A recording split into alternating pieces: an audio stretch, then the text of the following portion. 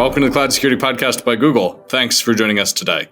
Your hosts here are myself, Timothy Peacock, the Senior Product Manager for Threat Detection here at Google Cloud, and Anton Chuvakin, a reformed analyst and senior staff in Google Cloud's Office of the CISO. You can find and subscribe to this podcast wherever you get your podcasts, as well as at our website, cloud.google.com/podcasts. If you enjoy our content and want it delivered to you piping hot every Monday, please do hit the subscribe button in your podcasting app of choice. You can follow the show and argue with us and the rest of our Cloud Security Podcast listeners on LinkedIn. This is a special episode because it was live streamed first on that same LinkedIn community page, and we had great engagement as always, and you can find the video content on our YouTube page.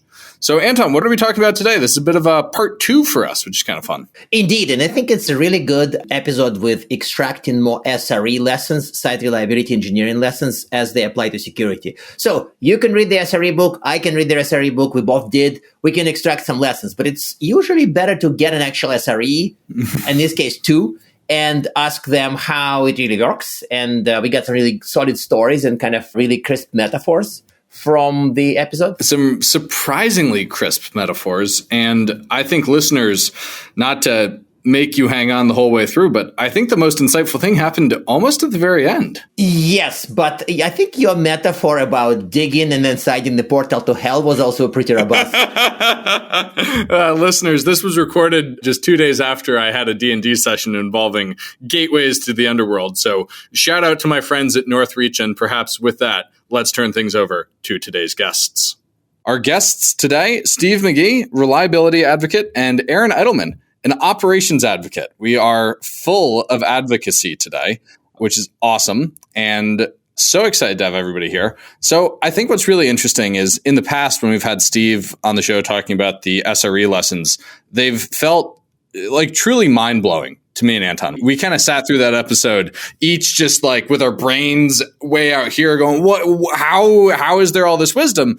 And we immediately agreed, like as soon as we hit end recording, that Steve would come back. And so Steve, thank you for coming back. We're delighted to have you. Yes. I think I want to give you the first question of the day, which is when we look at security people and we look at SRE people, there's kind of a common thread in their operational life, especially when it comes to alerting. And so they both suffer from noise. Tell us about the noise problem. Yeah. So when it comes to alerting, noise is basically like the worst case of noise is, getting woken up when I didn't need to be woken up. And that's the worst. And like now I can't get to sleep. And like it causes personal problems. It causes financial problems, can cause health problems. So it's not just like noise. It's like pain, like human suffering. Often when we talk about alerting and separating the signal from the noise, it feels a little like nerdy and like not that big of a deal, but like it's actually a really big deal because it's like these are the humans that you brought into your company to do stuff for you that you're paying a lot of money and you're causing them suffering because you can't be bothered to fix the thing, right? So like, top of the line, like this is a serious thing. This isn't just like a tiny improvement. So what is the noise? Generally in SRE and reliability, it's anything where I got, pinged or paged or woken up or whatever, and I can't take action. Like we call it non-actionable. So it's like either it's too vague or it's like, stuff is bad, kind of, maybe, we're not sure. Mm-hmm. Or like the thing isn't well described. Like computers are warm. So what? Right? So they usually are. They're supposed to be warm. I can tell you a security equivalent of computers are warm. Like network traffic is up. Yeah. Or that's good. That means we're making money, right? Anomalous process. Yeah. I mean, we wouldn't want the computers to be cold, which means that we spend a lot of money on computers and we're not sending any electricity through them, right? The whole point of the computers is to warm up. Anyway, or at least that's when that they're doing their job. So like making sure that it's A, like it's a real thing, B, like I can understand it, and C, like I can do something about it. The last one actually kind of D or Z or something is like, is this something that I already know about that like we're already on top of? And it's just like re-pinging me again because like the last person couldn't be bothered to do it. Or like we have a dumb policy where you're not allowed to silence a thing after a certain amount of time, or like those are the worst, right? Mm. So one of the things we recommend to operational teams across the board, whether it's reliability or security, is just keep track of this stuff, right? And just have a notepad on the wall if you have to, or whatever, like a way to keep track of all of the alerts you got, how many of them were actionable, right? And is it because of the feedback loop? Yeah, exactly. Yeah, you want to develop a feedback loop over time because improving that number over time is going to be different every single time, depending on your environment and what you've changed and whatever. And like it's going to get better, and then it's just going to get worse again, right? So you're never done. So you always have to keep measuring this. And so this is a superset of what we call toil. Or sorry, this is a subset. So the superset is called toil, right? And the only way to measure toil is to ask people how they're feeling. I'm sorry, nerds in the world, including myself. I wish it was automated, but it involves talking and asking people about their feelings, and that's it. And you do it all the time. It sounds like this is actually a subset of something that we also call entropy. The thing you described there, like you fix it and then it gets worse, or you're pushing this rock up the hill. This feels like just kind of the chaos of systems. So there's lots of things we've developed as the world to deal with entropy. What technology exists to help people here? What should people invest in to make their precious human lives not suck? Actually, wait, before you go there, I want to briefly detour to the fact that a lot of people live like this for decades. So to me, when I see this, when I read the SRE book about toil for the first time, I kind of realized that a lot of what they say is toil is what every SOC does every year for decades. So why is there a reluctance to reduce noise? Like, I think before we talk about the magical tech that would magically fix it, is there a real reluctance to fight the problem? Like, I'm quite, pained to even say that, but it sounds like there's reluctance to reduce this, right? Absolutely. Yeah. And it actually, at least at first, looks very similar between security and reliability engineering, what that reluctance is. So Steve and I see this quite a bit, but it starts off with this sense that, no, we have to do the manual operation to fix the problem, right? That is our job. We are firefighters. We're heroes. We've got to get in and do it ourselves. There is a difference between them, which I hope we get a chance to get to. But before that, when people say I have too many alerts, that can really mean one of two things. One, we've been talking about, which is the signal to noise ratio. A lot of false positives, a lot of things I shouldn't be worried about. But in some cases, they're legitimately getting a lot of alerts for a lot of problems. And so that is a separate class of issue. But in both cases, having a robust system that you can count on, you trust the automation that you have in place, et cetera. This is kind of how you start to move towards the solution to address Tim's question. When you say system, by the way, you don't mean a computer system. You mean like a system plus approach, right? Just to confirm. So Steve can catch me on this. So when I talk about robustness, I am talking about a technical system, right? Where you can have automation in place. When we talk about resilience, that is this broader social technical system where you have people working together, responding as an organization to a failure, right? Nailed it. You got it. Yeah, the other thing that I think Anton was alluding to was like, often when we talk about toil and reducing toil, like sometimes people define their jobs as the toil person. Like, right. Why? What are you going to do? You're going to reduce the thing that I'm good at? Like, I'm good at that, dude. Like, and I need a paycheck, and I've been doing this for 25 years. So I'm going to put up all the roadblocks in the world to make sure that you don't get rid of my job. So is there like an anti-automation camp? The camp that says, you have an excavator, but I'm going to dig with my shovel because I'm good at digging? Like, yes. I'm sorry, but the shovel lobby. Big shovel. I'm playing the naive guy who just showed up. Like, I'm sorry, but like, I always assume that everybody wants to automate, but there are challenges. So then my mental model is that everybody wants to automate. Everybody is the let's get machines to do it brigade, but there are these enormous challenges that they're facing. But you open my eyes to the fact that some people say, no, actually, I don't want to automate. I'm going to keep digging manually because I'm good at it. Like, psychotherapy, please, help. Yeah, to extend the metaphor, like use a shovel for a long time. Someone comes in with a backhoe and they start going after whatever it is you were digging, and they take up a gas line because you never in the past had the power to burst a gas line with your shovel. So you didn't have to mark the gas lines. Then they'd be like, look, that backhoe is super dangerous. Like, what are you doing? Get out of here with your backhoes. We got a team full of shovels over here. And they're missing the entire point of like, we've got 16 miles of trench to dig here, guys. Right? So like, let's just mark the gas lines, and the next water line we come up with, like, let's think ahead a little bit because we're going to be using the backhoe from now on. And so often it's just short-term versus long-term thinking. Wow. But like in that example, the discovery of a gas line implies the existence of water lines. What about like unknown risks that automation exposes us to? Like maybe there's a gateway to hell down there or some other planar portal that the backhoe will discover that the shovel certainly will not, because there's someone watched Buffy, I can tell. I've been playing too much D&D lately is the truth of the matter. Yeah, that's a good question. The sort of SRE approach to this is gradual change, right? So the answer to this is don't just bring in the backhoe and YOLO, just like, let's do it, guys. Just go for it. Like, just dig a little bit first, like come up with like, hey, ask around. Like, what do you guys think? Is there anything down there? Should we dig a little bit for a while with the, should we poke holes first? Should we look around to see if there's buildings that might have feeds to them? Or, so basically it's like, think ahead, right? One obnoxious way of putting this is shifting security and reliability left. People hate that now. I think that just means think ahead. It just means plan a little bit. Plan a little bit. And I think it's a radical concept, Steve, thinking ahead. And in terms of novelty, like when you do run into, this risk, right, Tim, the one that's unpredicted, it should be truly surprising when you get to that point. If there's something that you can anticipate ahead of time, that's what you're targeting with automation. So the gateway to hell scenario is the risk that Tim brought up. Like this is on the risk register now. Yeah. Well, yeah, I mean, when you look at risk management in general, I think this is one way that security may want to learn from SRE. SRE in general, when it's defining SLOs, tends to do, is doing a better job at looking at things like probability. Steve gave a great talk at SLOconf about probability, how it's calculated. This is part of an SLO. There's a 0.01% chance of this happening over the course of a year. Whereas in security, you still have a lot of teams and organizations stuck using CVSS, something very subjective. The likelihood is 5. There's not really this seriousness of like over time, how can this happen? Same with financial implications of the impact. Criticality, it feels like a 9 out of 10. What does that mean? It's at least $10 million in legal liability. That is something more mature. So as security gets more to a mature model of risk, it has an easier way to prioritize, has a more consistent way to do it. Then alerting also becomes easier. Kind of why you need to treat this impact so urgently.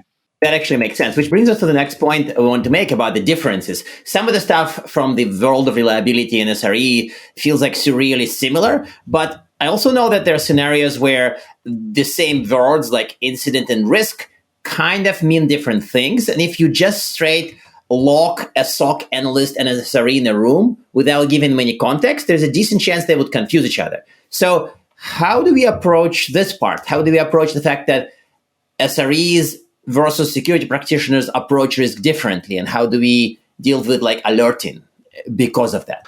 That's a good question. Don't define risk for the security guy, by the way, because this is like, it's going to cause a major mayhem in pretty much like, hey, let's define risk. Then suddenly 6 hours later, people are drunk and some are beat up bloody and it's just not good. But so wait, are we back to talking about what we discussed during our one-on-one yesterday with drunk and beat up bloody? I'm afraid so. So let's just avoid defining risk for the security side, because that's a danger area. We will not define risk. Don't worry. Yeah. But yeah, at least in terms of incident, right? We've got this definition given to us. It's an event that turns out to have an impact. That's an incident. But when you talk to developers, certainly when I was a software developer, primarily, for us, anything above CVSS 7 that we introduced into production, that was an incident for us because it meant we had to stop everything and fix this and roll it out. Now, in that case, you're just talking about the potential exposure. You've introduced a risk and now it's very highly exposed, right? So for some, that counts as one. You do build alerts around that. You alert people when they have this in production. So I don't know how useful it would be to try to create a one-size-fits-all definition, but certainly something Steve mentioned earlier, which is taking action on the alert. The two key components here are how relevant is the alert? Like how accurate is it describing a potential impact? And then also what action are you expected to take, right? Is it just informational? Can't that just be a ticket or a weekly report? Why do I need to wake up at 3 o'clock a.m. to get this done?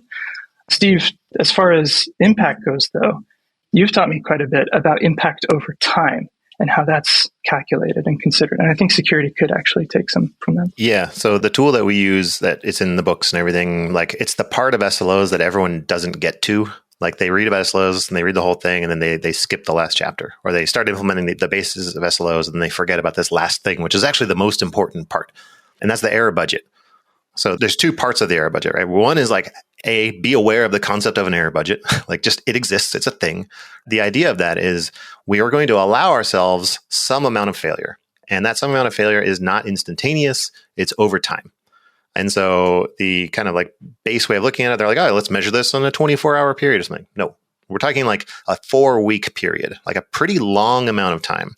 So now we have 4 weeks worth of error that we're allowing ourselves at some rate. So if we're talking about 4 nines, then we're having like 0.01% of error is allowed over 4 weeks. Do the math, you get this curve, you could do some integration, blah, blah, blah, right? So you have this bucket of money, this bucket of error that you're allowed to spend. So you can spend it any way you want. You can accidentally spend it because something bad happened. You can spend it because you're trying something new and fancy and it didn't quite work out, and that's fine, right? But you're keeping track of it. So the important part about this is knowing that it's over time, knowing that the time is actually kind of long, right? And so now the real question is like, how do we know when to take action? Like, how do we tie this back to alerts? And so what we say is you should have a measurement against your error budget, which is, by definition, tied to your SLO. And what we really care about is not really the height of that error budget, right? We don't care about how much is in the bank account. We actually care about how fast you're spending it. Oh. Right.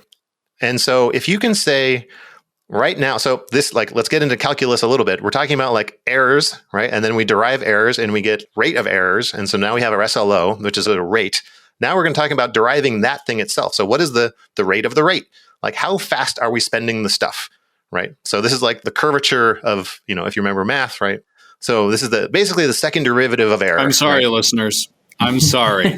It's the best. Math is cool. Everyone loves it. But like at the end of the day, what really matters is like we have all this money, all these errors that we're allowed to spend. Are we spending it fast? Or are we spending it slow? Right? Are we spending it so slow that by the time we get a new paycheck at the end of the month, it'll be fine? Like we'll just, it's just kind of dropping and dropping, and then it goes back up and dropping and dropping and go back up. So really you graph this number over time, right? And you say, how fast is it going down? And if it's going down so fast that we can predict in 1 hour, we will be out of money. If that's true, which is a very easy piece of math that all computers can do. Yep.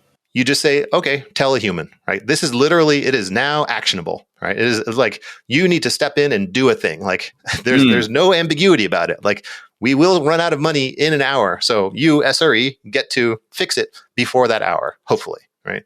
There's a security example of that sort, but I'm kind of struggling to immediately come up with one because it's almost like the nature of the alert is not X happened and it's bad, but it's like something is happening and it's burning our error budget at the speed that would run out our monthly budget in an hour. But what do I tell the human? I tell the human about the thing that's burning the budget or the fact that it's been burned? Like, what do I do? It's almost like, Tim, help me with a security example. You need detection, perhaps. I think Aaron has one. Aaron, do you have one? Yeah.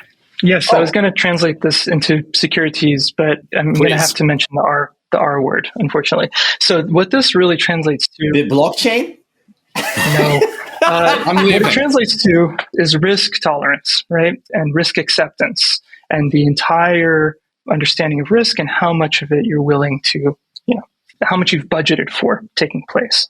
That may not, though, translate to alerting, right? Because conceivably, you want to know about this stuff a little bit earlier. What we would be describing would be an indicator of breach and how bad that breach is getting over time, right? You do need a way to project and measure that, to tell a board, look, ransomware is this bad for us because it could cause this much disruption, right? So you are thinking about these things. But whether that converts to an alert, I'm not sure. What it does allow you to do, though, is to say, hey, if this thing that seems like it's imminently about to happen does happen, here's, how long and how much it could hurt us, right? So you're still treating it more. Here's the price. Exactly. You're treating it more proactively, though, in security, I think. Yeah, the other terms to be aware of, and Aaron wrote a whole article about this that we should link to, which we'll have it in the show notes, listeners. The idea of symptoms versus causes, right? So lots of times we talk about if this thing happened, it would be bad. That's a cause, right? If we ran out of inodes on the machine, we would no longer be able to serve. Okay, true, yeah. But you don't alert on that, right? Like historically we would be like, so in that case, like let's set an alert for at 90% of inode, email the person of the thing. And this is not a good idea. Like it sounds like a good idea. It's a bad idea, right? What we want to do is we want to separate symptoms from causes. So SLOs and error budget, that whole thing I was talking about, that's measuring symptoms. So one symptom is like hard to dispute. It's like, it's definitely there. And it can have many, many, many, many causes, right? Otherwise, if we have a bunch of causes, you can have a cause go off with no symptoms, right? And that's because you have a robust system, which is actually what we want. So if we have a bunch of causes going off and they have no symptoms because we have such a great robust system, what are we doing? Nothing. We're burning out the operators, right? We're just making them mad as we're causing suffering. Wait, what? Wait. Right. We're going back to the beginning, Anton. It's great. Oh. This is podcast gold. This is called a callback. This is a callback. I like this. Say more. Keep going. So yeah, we want to be able to separate these two things, right? So if we have a symptom, the tricky thing about symptoms is they can either be leading indicators or lagging indicators, right? So if you're in like the best possible position, you have a symptom which is a leading indicator of a bigger problem, and then you can measure it and you can say that it's true and you can fix it very quickly and you're great. However, most symptoms are actually lagging indicators. Most symptoms are like, doctor, I have a rash. Like, I'm sorry, you already have the problem, right? Like, we can't prevent you from getting the rash at this point because you already have it. So, I mean, at the end of the day, like, it's important to be able to separate the symptoms versus causes and recognize that some symptoms are signs that damage has already been done, but now it's a matter of kind of pocketing the damage, right? So it's like damage control, right? So how do we mitigate it? How do we prevent it in the future? How do we make sure that we have all of the stuff, blah, blah, blah, right? I've seen some interesting cases where security professionals hope to identify leading indicators, which end up being terrible indicators for anything that you would ever respond to. Yeah. So, you know, it's like when somebody's like, tell me when I'm getting port scanned. It's like, well, if your thing's connected to the internet, I can make the light turn red, but that's dumb and unactionable. So given this kind of framing of leading indicators in security might be really hard, how do we take this SRE thinking about incidents and adapt it to the world of security? Because they feel different. And importantly, in security, you have an adversary. Like in the world of SRE, you don't have a bad guy out there who's trying to break your inode availability. You don't have a bad guy out there who's stealthily trying to break your inode availability. And so how do you take this like random occurrence thinking or bad code deployment thinking, which is like not driven by a sentient being, and apply it to a world where we're combating quite evil people? Absolutely. Yeah. This is the difficulty and kind of the point of demarcation. Oh, it's hard. That makes sense. Where you start to say like, yeah, security actually does have a bigger challenge here. You brought up something in particular with an adversary who's able to willingly deceive you and intelligently respond to your attempts to stop that, right? This is not a problem that you have with random systems failure. Again, though, what you can learn from SRE is maybe not exactly what to alert on. This is going to be different. It's really the method of prioritization. Because what SRE has done is consolidated causes into symptoms, and then those symptoms are consolidated into one key principle, which is user happiness in this case. Availability, latency, all these things affect user happiness. What is it for security? I would say security, if you ask, people who got their certification recently, it's the CIA triad, it's confidentiality, integrity, and availability. But what does that support? Because you clearly don't care about all those things for all different types of data. Those only matter in certain situations when it can affect shareholder value, your customers, et cetera, right? So there is a key principle in security too.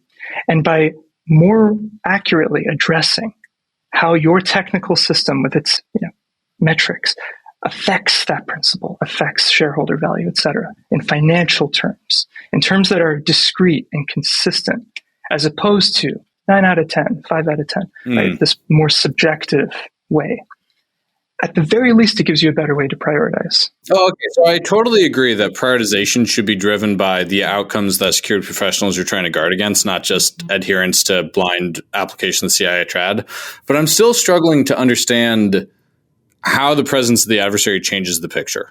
Like, I agree that we care about a different set of outcomes, but what does having an active adversary change? It forces you to consider more conditions in your detection, right? And it also forces you to include more steps in your response. If you have a case where there's a sensitive action that could be legitimate user behavior, you're in a really tough bind there, right? But in terms of the response, in terms of what you do with the information that you have, part of the alert and part of the implication of the alert has to be multiple steps, like checking that the person, the principal identity that's doing this action is actually online by sending them a message saying, hey, is this you? If they say yes, checking that it's actually that employee that's logged in by, giving them a USB OTP challenge or something to prove that they are who they say they are. There's more steps involved in the response. It's not just a purely technical response, like, oh, let's jump in and see what's going on. The thing that I would take from SRE to this is that like the generic models that we've talked about with like error budgets and alerting and all this kind of stuff, that's like the stuff that's really easy to talk about because it applies in many situations. But like the actual details of how do we fix the problem around this one incident, it's always unique. It's unique to the environment, and it's unique to the architecture, and it's unique to the, the date time, like the moment in which the event happened, because of we made changes last week that we're not going to make next week, right? So there's all sorts of, on the macro scale, things look like they follow a really simple pattern, and like all you need is like an SLO and an error budget and do some calculus or whatever. But like in the micro level, every single time is different. Like we have a phrase in SRE, we say like, may all your incidents be novel, right? Because we want to have the case where every time we solve a problem, we, prevent future occurrences of it. Like that's kind of an ideal, never really happens, but. Or build an automated process to respond, right? Either prevent or automate the response of, right? Presumably, right? You don't just mean prevent. So the thing that I would bring from SRE to this situation where like you have these persistent threats and you have like these deep actors and these many step programs, like each time you do that, you have to bring software engineering in. And you have to have someone like the model that we use that's simplified, but you get the idea is like every time you have an operator who knows how the system breaks and just feels it in their bones, they know what's going to happen next, make a software engineer sit next to them the entire time and just take notes, right? And then that system administrator or that operator might not be like into building software or even aware of what's really automatable and what isn't, but they know this problem in their core. And having the software engineer sit next to them and like take notes and come up with ideas and then say like, hey, what if we built this thing that made it so the customer couldn't do this and they had to do this instead and blah, blah, blah, blah, blah. And the sysadmin or in this case, like the security engineer would be like, you can do that? Like often there's just like, it's purely like, this is just like product engineering, like where you go and you sit with a customer and you say, hey, customer, what are your problems? Instead of me just giving you something that I think you need, I should go sit in your room and understand your problems and watch you suffer and then be like, I can fix that one. I can fix that one. I can fix that one. Right. This is just software engineering, right?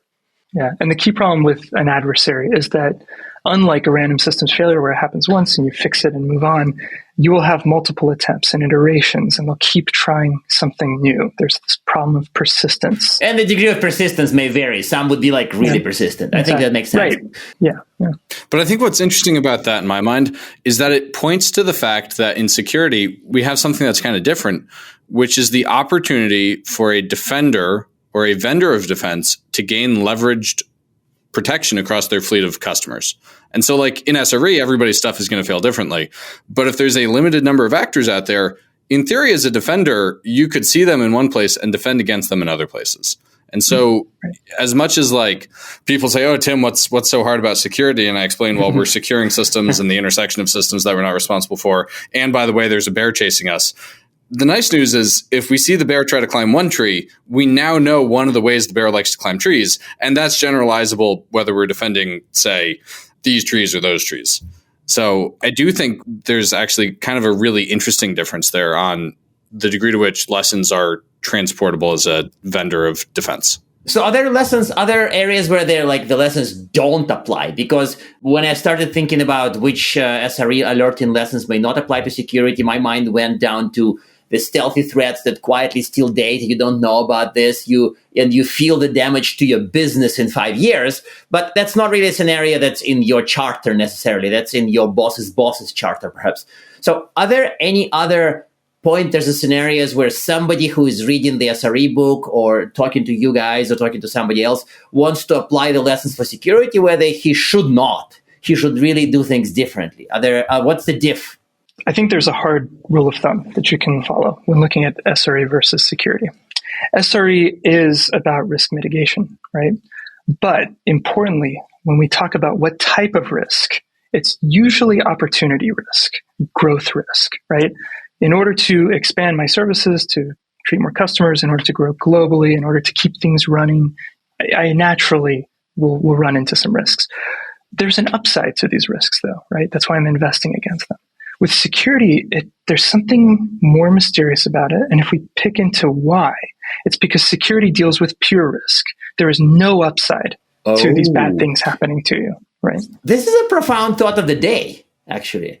I sort of knew that, and I think I've used it in the past, but it's really cool how you structured it, is that the some business risk has upside downside, security risk has no upside. I wonder what my boss's boss thinks about it, though. I have a suspicion. I don't know if I agree with that. I think there are cases in security where choosing to have less protection does have upside. Oh, no, yes. Not deploying an agent. You get 5% of your compute budget back. Sure. Not requiring MFA. You get 20% lower shopping cart abandonment. Excellent point. Yeah, there are certainly these trade-offs. What I mean is the risk that it's meant to treat, the pure risk presented by the threat actor. That is pure risk. Sure. But all the other things you mentioned, and then some more, right? Security has this unfortunate, risk itself of creating, say, project or product risk. It can slow down a team's ability to release something, which entails competitive risk. Security can, security touches a lot, right? Yeah. Security touches a lot of other parts of the organization that, it needs to be careful of how it interacts with them. Yeah. Reliability tends to be temporal, I think is what you're getting at, Aaron, where it's like, it's, it's down for this hour that it's down, and we lost money during that hour, or we lost opportunities during that hour. But like IP theft is forever, right? Like, someone walks away with your designs, they're gone. They're not gone for that hour during the incident. They're gone. This is such a nice depressing take. I think we should give him a security professional card. He would be an honorary security professional because Steve has this great depressing take, which I think makes him one of us, right? Right. One of us. Cynicism is one of my best assets. No, we're not joining the cult. So, unfortunately, we are just about at time. And so it is my lucky duty to ask our traditional closing questions. First to you, Steve. Do you have one tip to help security professionals improve their outcomes? And two, do you have recommended reading? And that recommended reading could be anything, except Anton's blog. So I would say a tip for kind of anyone to improve their outcomes, just write down what it is that you want to do and have other people look at it, and just kind of like start off kind of vague, get a little more detailed, get people to say like, yeah, good idea, right? Get some wind behind your back, or get people to be like, no, dude, we already tried that. Look over here. If they don't have the thing written down, don't believe them. But like, if someone can present to you with like, here's what we tried, here's what we wrote down, here's why it didn't work, then that makes a lot more sense. So basically, write more docs. That's my TLDR. Write more docs. I like that. For reading, I would say it's kind of a category of work, but there's kind of a new side of reliability. We've talked about postmortems in the past when it comes to like writing down the stuff that went bad and everything. There's this kind of new way of looking at it called learning from incidents. So if you shorthand is just LFI, I think there's learning from incidents.io, maybe something. We'll put it in the show notes. They've got a lot of stuff. And so these are folks who've been talking about like airplane crashes and fires and like people dying from like nuclear whatevers. And like, so it's like real risk, like in the real world, like atoms, not bits. Yeah. So we can learn a lot of things from them and apply it to our stuff. So that's a whole, like you can get a PhD in that. It's a whole big thing. And I love that answer because one of the other people on the show who really changed my perspective was Tim, when he was talking about safety versus security and the relative success of safety people compared to security people. And the fact that we don't die in airplanes very often actually comes down to a lot of learning from the times that we did die in airplanes. So that, I think, is really great advice. So the critical thing to point out about that community is it's called learning from incidents, not learning about incidents. So we're not actually caring about the incident itself. We're using the incident as a lens into the system. Oh, that's interesting. That's really interesting. That's really interesting. I mean, it's really interesting. Like, that's all I can say. It's kind of interesting. Yeah. That bit alone is worth the price of this episode, I think. Yeah, I agree. Listeners, the best bit came at 34 minutes in. You better listen to the whole thing. Hard one to follow. I will say, though, my takeaways are, if there's anything that's subjective or fuzzy, that is definitely going to aggravate having bad alerting. So prioritizing by measuring everything. And that will entail talking to other stakeholders outside of security to understand impact. That'll entail talking to engineering, legal, finance, a lot of different stakeholders.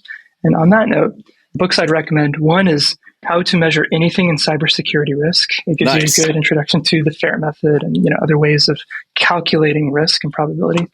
And the other is Security Chaos Engineering by Kelly Shortridge with Aaron Reinhardt. That one is epic. We'll have Kelly soon. Awesome. Oh, I can't wait to see that. Listeners, not to give away our guest list, but we are excited to have Kelly join us. We hope. Awesome.